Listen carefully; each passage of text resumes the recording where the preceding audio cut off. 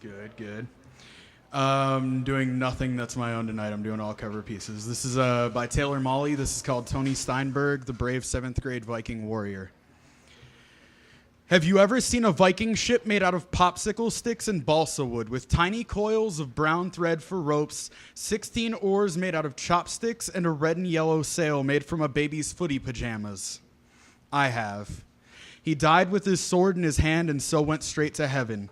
The Vikings sometimes buried their bravest warriors in ships or set them adrift and on fire, a floating island of flames, the soul of the brave warrior rising slowly with the smoke. To understand life in Scandinavia in the Middle Ages, you must first understand the Viking ship. So here is the assignment. The class must build me a miniature Viking ship. You have a month, and you must work together like warriors. These projects are what I've become known for as a teacher, like the Egyptian Pyramid Project. Have you ever seen a family of 4 standing around a card table after dinner, each one holding one triangular side of a miniature pyramid until the glue dried? I haven't either, but Miss Steinberg said it took 90 minutes, and even with the little brother on one side saying, "This is dumb. This is so stupid, Tony. You're going to fail this project. If I get Mr. Molly next year, my pyramid is going to be much better than this." And Tony on the other side saying, "Shut up, you little shit. No, keep holding your side or I swear I'll kill you after the glue dries." It was the best family time they had spent together since Christmas. He died with his sword in his hand and so went straight to heaven, which the Vikings called Valhalla. Mr. Molly, if that's true that you would go straight to Valhalla if you died with your sword in your hand, then if you were an old Viking and you were about to die of old age, could you keep your sword right by your bed so if you felt like you were going to die, you could reach out and grab it? I don't know if their gods would fall for that, Tony, but it sounds like a good idea to me. Tony was out for a month before we heard what was wrong, and the 12 boys left whispered the name of the disease as if you could catch it from saying it too loud. We'd been warned. The middle school head had come to class on Friday, said Tony was coming to school the next week, but he's had a rough time. The medication he's taking has made all of his hair fall out, and he's a little bit shy about it. So don't stare, don't point, don't laugh. I always said I liked teaching in a private school because I could talk about God and not be breaking the law. And for an Episcopalian kid who only went to church on Christmas and Easter, I sure talked about God a lot. In history, of course, that's easy. Even the Egyptian Pyramid Project is essentially a spiritual exercise. But how can you study geometry and not believe in a God of perfect points and planes, surrounded by angels and angles of all different degrees? Such a God wouldn't give cancer to a 7th grade boy, wouldn't make his hair fall out from the chemo, totally bald in a jacket and tie on Friday morning, and I don't mean Tony. Not one single boy in my class had hair. The other 12 had shaved their heads in solidarity. Have you ever seen 13 bald-headed 7th grade boys all pointing at each other, all staring, all laughing? I have. It's a beautiful sight, and almost as striking as 12 boys 6 weeks later, now with crew cuts on a Saturday morning outside the synagogue with heads bowed, holding hands and standing in a circle around the smoldering remains of a miniature Viking ship, the soul of the brave warrior rising with the smoke.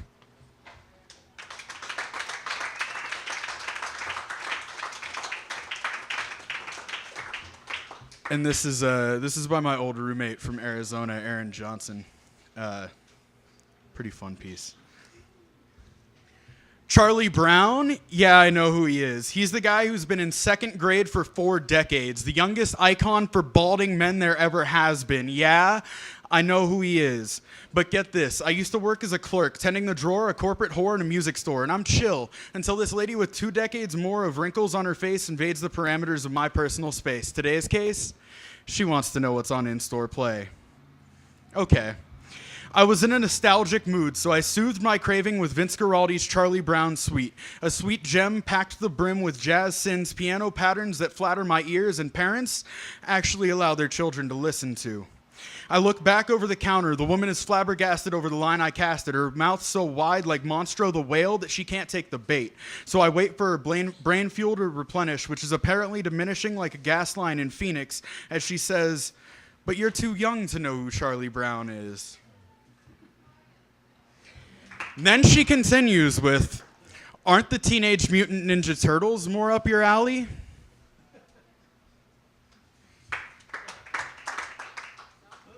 Man down!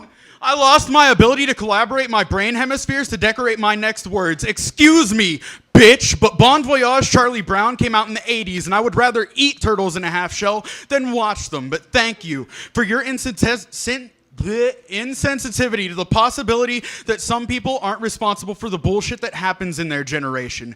Thank you for your generation fighting a meaningless war in Vietnam. Thank you for your generation inventing LSD and infecting hippies so we could watch John Lennon leave Paul McCartney for Yoko Ono. Oh no, tell your parents they should zip their pants up because their baby boom doomed my chances of ever getting Social Security.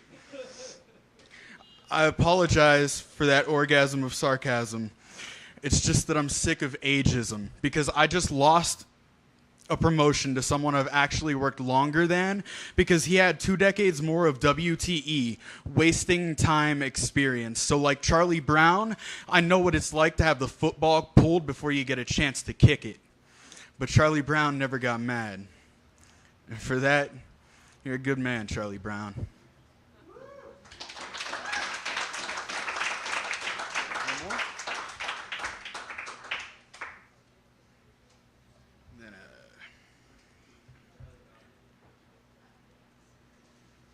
Sorry, let me find my page here.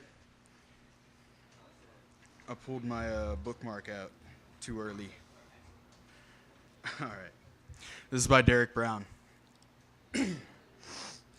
We met at a CPR class for singles. We learned that the inhalation phase of breathing is called inspiration. She said, if you breathe into someone else, it should be called something more magical. I said, like expiration? She said, something more spiritual. I said, respirado. We met at a CPR class for singles. We both showed up early for the poison healing chapter. During drills, I volunteered to choke. She volunteered to Heimlich me. Her tense arms reached around me like a semi-heterosexual cowboy and pulled hard. I coughed out a Tic Tac from the day before and told her it was a tooth. She said, your teeth smell minty. I said, that's the sweetest thing a non-dentist has ever said to me. We met at a CPR class for singles. She was all dressed up in blue emergency, styled in the symptoms of shock. I wanted to tell her some poetic madness, a vagina-wrangling phrase like, you are a swinging peppermint nightstick of pink, crashed on all my horny bionics. But all that came out was, hey, isn't it funny how old people really love pie? She said, isn't it beautiful how old people really respect every breath? We breathe 17 times per minute. And I said, less if sleeping. And she said, less if kissing. And I said, and snorkeling? We practiced mouth to mouth on the dummy. She said she was used to making out with the brainless. She dropped her gum in its mouth as a joke for me to find. I had a hard time retrieving it with my tongue. I got it after 5 minutes.